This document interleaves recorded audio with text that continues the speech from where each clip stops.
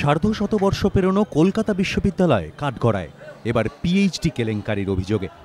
বিশ্ববিদ্যালয়ের সাংবাদিকতা বিভাগে পিএইচডি প্রার্থী মনোনয়নের বিরুদ্ধে একরাশ অভিযোগ এসেছিল। নির্দিষ্ট সংখ্যার বেশি প্রার্থী মনোনয়ন, যোগ্যতর প্রার্থীদের সুযোগ না দেওয়া সহ একাধিক অভিযোগ। রাজ্যের উচ্চশিক্ষা সংসদ অভিযোগের ভিত্তিতে তদন্তের সিদ্ধান্ত নেয়। সংসদের সদস্য সচিবের নেতৃত্বে তদন্ত কমিটি কলকাতা বিশ্ববিদ্যালয়ে গিয়ে অভিযোগ খতিয়ে দেখে। সাংবাদিকতা বিভাগের শিক্ষকদের সঙ্গে কথা বলেন তদন্ত কমিটির সদস্যরা। তার পরিপ্রেক্ষিতেই যে রিপোর্ট চূড়ান্ত করেছে কমিটি, তাতেই প্রকাশ্যে এসেছে অভিযোগের সত্যতা। নেট, স্লেট এই ধরনের পরীক্ষাগুলো পাশ করা, ফার্স্ট ক্লাস আছে, অনার্স, মাস্টার্স সব কিছুতে, তারপরেও কিন্তু তারা সিলেক্টেড হয়নি।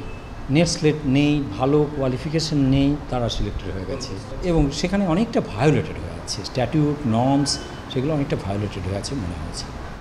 একসঙ্গে এতজন পিএইচডি প্রার্থীকে মনোনয়ন দেওয়া যায় কিনা তা নিয়েও প্রশ্ন তুলেছে তদন্ত কমিটি। এমনকি রিপোর্টের বক্তব্য, অসম্পূর্ণ আবেদনকারীও সুযোগ পেয়েছেন পিএইচডিতে। এমনকি বাদ পড়েছেন ফার্স্ট ক্লাস পাওয়া নেট, সেট উত্তীর্ণরা। এই প্রেক্ষিতে পিএইচডি প্রার্থী মনোনয়ন বাতিল করে নতুন করে ফের বিজ্ঞাপনের সুপারিশ করা হচ্ছে তদন্ত রিপোর্টে। ওই ইললিগ্যাল ব্যাপারটা সাস্টেন করতে চেষ্টা করাটা অত্যন্ত খারাপ হতে পারে।